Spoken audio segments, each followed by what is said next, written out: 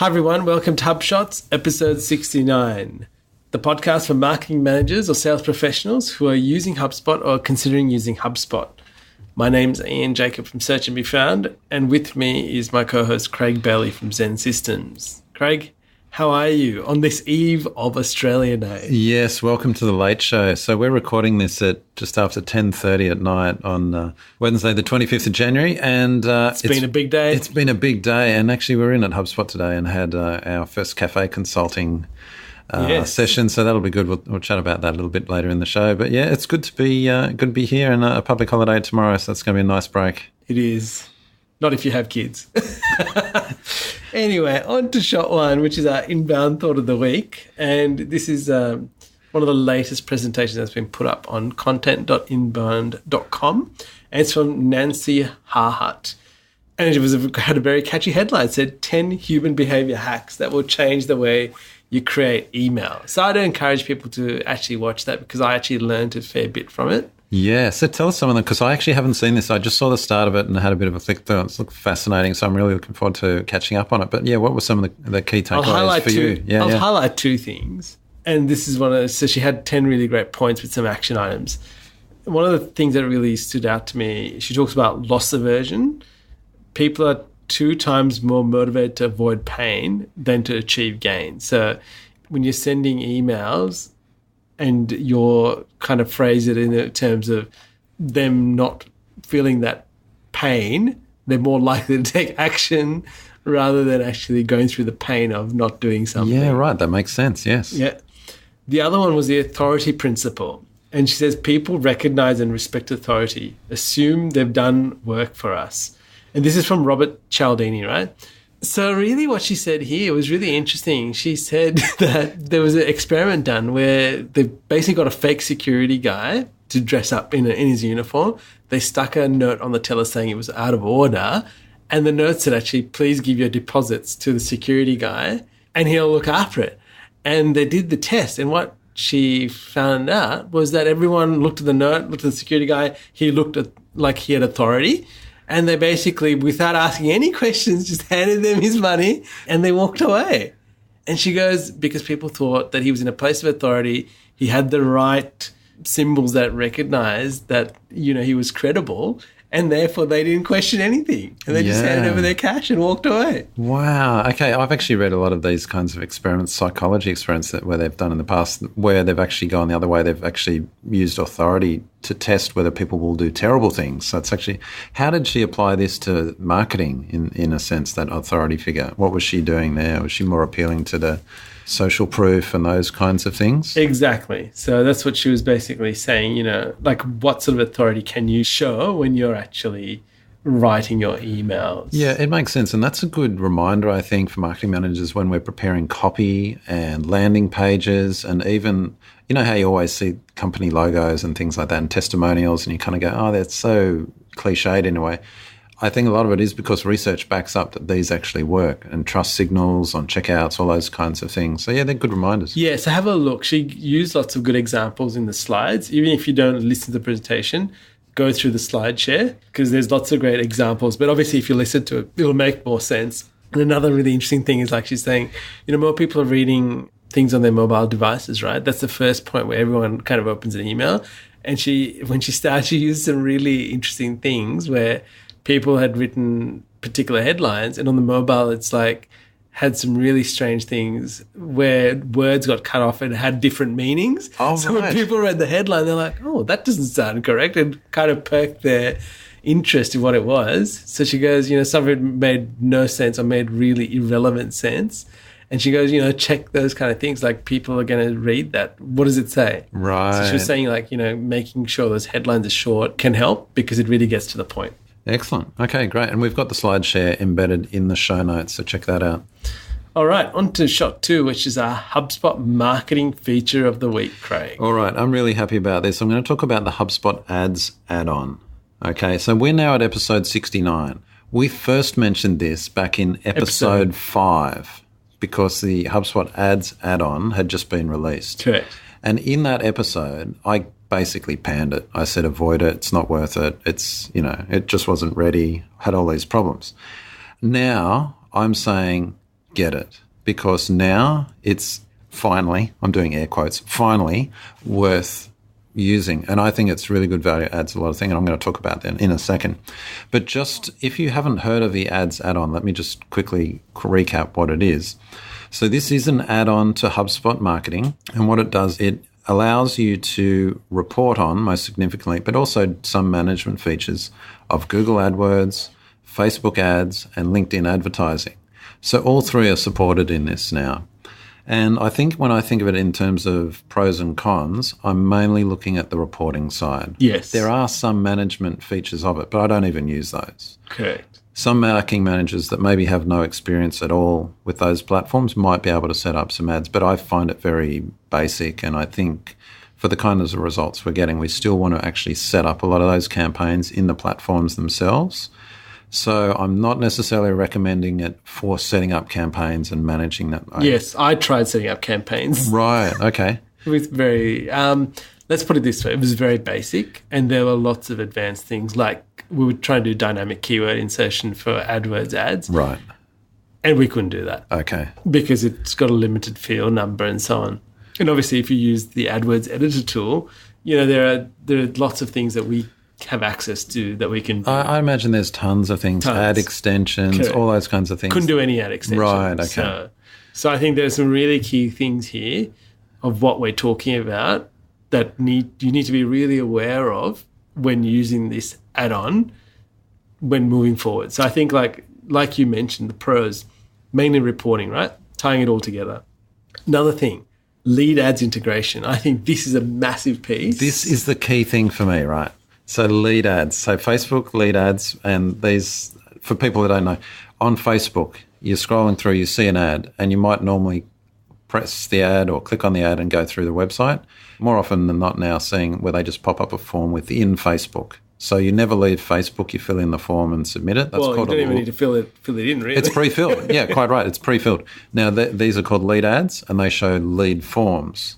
Now, the great thing, and this is what you've just mentioned, the ads add-on syncs those lead forms. So you don't need Zapier or some other integration tool to pull them in. They fill in the form and they come into HubSpot and they're reported on. It's fantastic. And you actually see it in the timeline. I think that's the Yes, you do. And you actually see that the lead form that they filled out, that's all identified. And yeah, it's excellent. They also support Instagram ads as well. Correct. That all comes through. But the reporting, this is really good. I can't stress this enough to listeners. And even to the point where we're actually enabling it for our customers. I'm not even trying to sell them on it. I'm actually happy to reduce our monthly retainer by the amount because it's such good value. It just provides so much value if people are using those platforms. That's right. And I think another thing we want to highlight is the ROI calculation. That's a part of the tool to really see whether you're actually getting that return on investment. So understanding what those numbers are, what the conversion is, etc., is really important with all of this. Yeah, so let me just dive into that, into a little bit of detail. Previously, there was just an ROI calculation or an estimation where you kind of said, if I get a lead, it's probably worth X dollars as a sale. So I calculated the ROI on that. However, now you have the option to say, no, base it on deal value, because if they're using the CRM as well, so they're using marketing, they're also using the HubSpot sales side, using the CRM, they're creating the deals and the opportunities in the CRM, which you put $1 of value against. This now ties that all back together. Okay. So for the first time, you're actually getting real ROI. This is not just estimated ROI. This is actual real ROI based on what your sales team then put in and close. That's actually really powerful. I really want to stress this. Yeah, so there's that part, and then there's obviously the ROI calculator where you can actually set an average sale price of the product or service you want the lead to be. And then you can work out what the conversion is, and then you can obviously drive that figure through there. So there's two options, which I think is fantastic. Yeah. Now, some of the cons of the ads add-on. Yeah, so we're saying I'm not recommending this tool for creating or necessarily managing in any detail, as we've said before. The second thing, there is still some quirks. Like I was able to connect AdWords and Facebook easily, but LinkedIn, I actually had issues because we manage multiple LinkedIn accounts for different customers. it actually couldn't connect just to the one in this particular customer's. Okay. So I actually had to get them to go in and do the connection because I was getting errors with the LinkedIn. So there's still some little quirks and bugs they've got to iron out. Other than that, it was pretty good, pretty seamless. I was really impressed. And you get this nice little dashboard that shows here's how many impressions I got, here's how many clicks, how many contacts I got. And here's the ROI. Here's the ROI, here's the spend.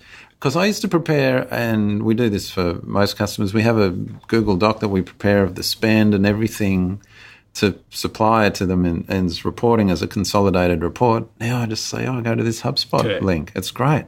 Yeah, and I think one feature we'd like to see, if anyone from the product team's listening to this, is syncing saved audiences based on HubSpot lists.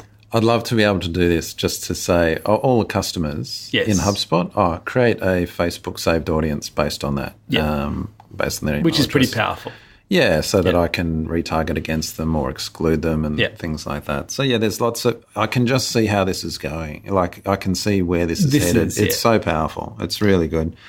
The action item from this, start your 14-day trial. Yes. And it's not I think it's $130 or something a month. I think that's well worth the investment. Yeah. So you can do that when you go to your settings in your portal, and you can go to add-ons, I think, and you can just enable that for a 14-day trial. Yeah. So I encourage you to do that. If you don't know how to do it, please feel free to get in contact with us, and we will help you do it and help you understand what's going on.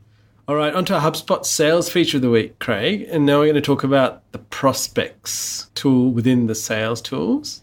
And this is great to see who is visiting your site and if you can identify the company and keep a track. So we use it to go, well, hang on, who's like, a lot of it is ISPs in there. But if you can identify a company, then you can go, okay, well, that's someone I might want to work with. You can actually add that to the CRM, and then you can keep a track, because it'll actually keep a track of what pages people are looking at, how often they've visited, and you can actually see how much engagement there is. So I'll put a link in there to what is the best way to use the prospects tool, which HubSpot have recently created this year. And so I encourage you guys to have a look at that. That's on the knowledge.hubspot portal. I actually think it's been around for a while, the prospects tool. It has been around for a while, but I actually think people are not aware and don't use it. Yeah, that's certainly true. And they have enhanced it this year.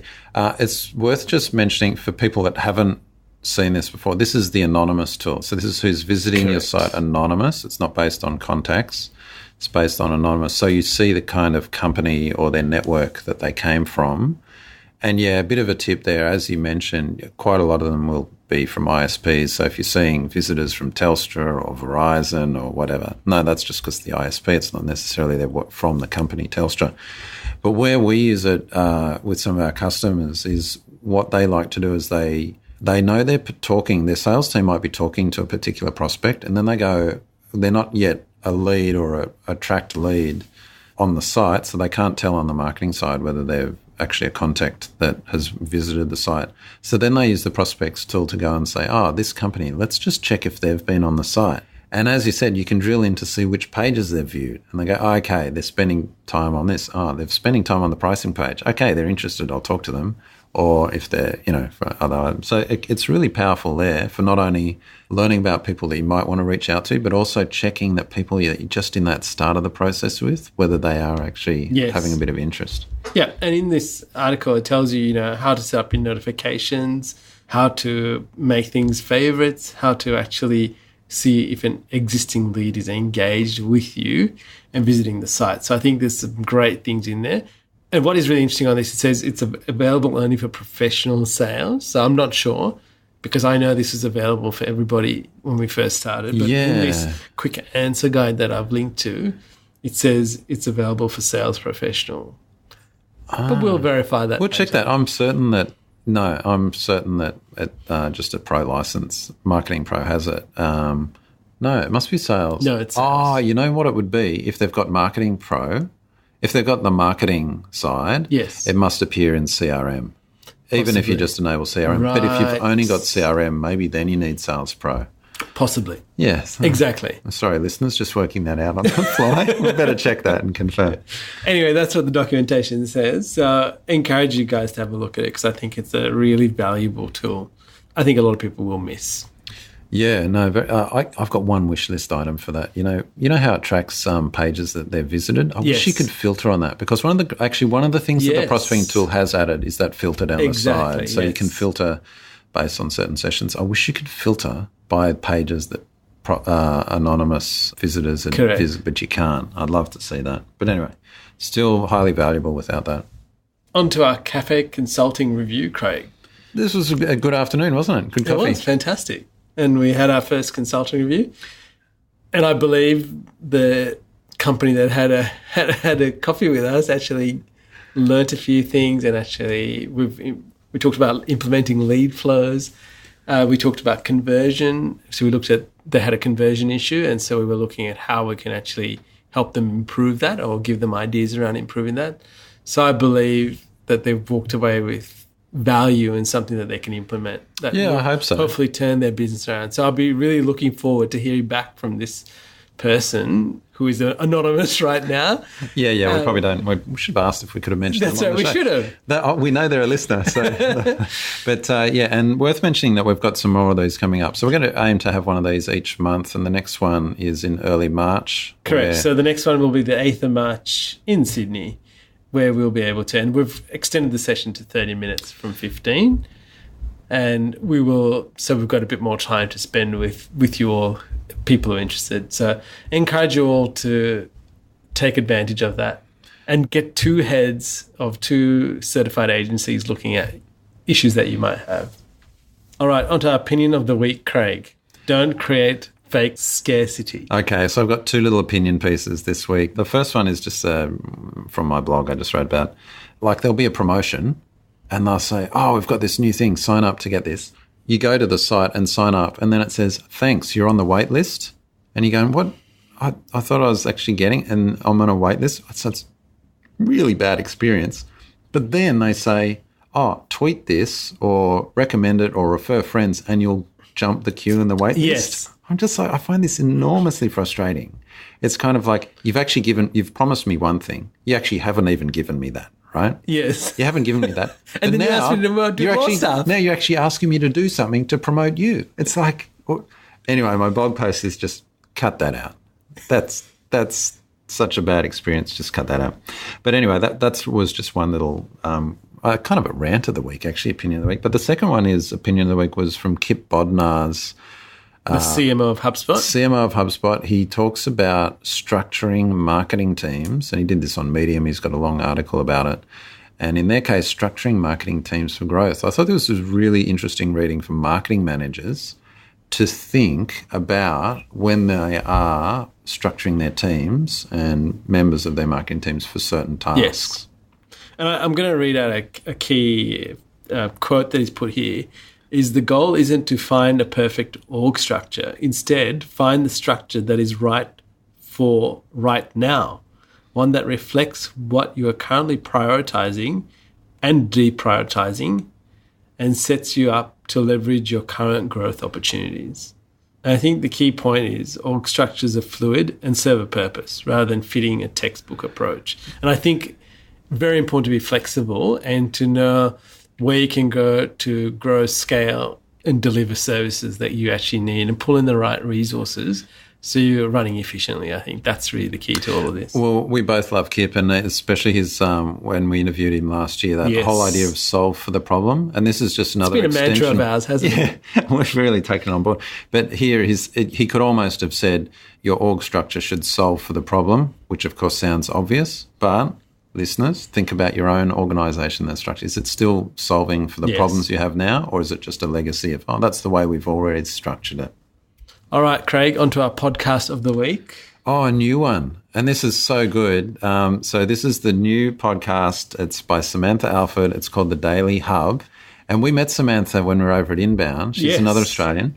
And she has started a podcast, and she's been a daily podcast. A daily podcast. She's a listener of our podcast and was very, very kind to us and very supportive. But she started her own podcast, and as you said, it's daily. And she interviewed. I don't know how she's going to keep this schedule up. It seems like a grueling schedule, but I'm very impressed with what she's doing.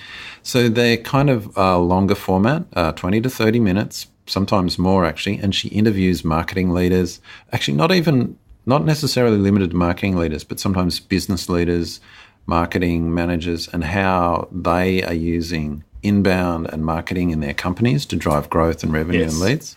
I think it's fantastic. Make sure you listen to the first episode because she kind of gives a bit of context around her background, which I didn't even know. We're catching up with her in Boston and chatting and all that. I didn't even know this. She's a fascinating person, and I really recommend this podcast. Get into it. Okay, Craig, I'm going to interject at this point. This is not in the show notes. Yeah, right. Tell us a little bit about yourself, something that people won't know. About me? Yes. You're putting me on the spot. I am putting you on the spot. Okay, well, I'll tell you something about me. I don't like being put on the spot. Okay.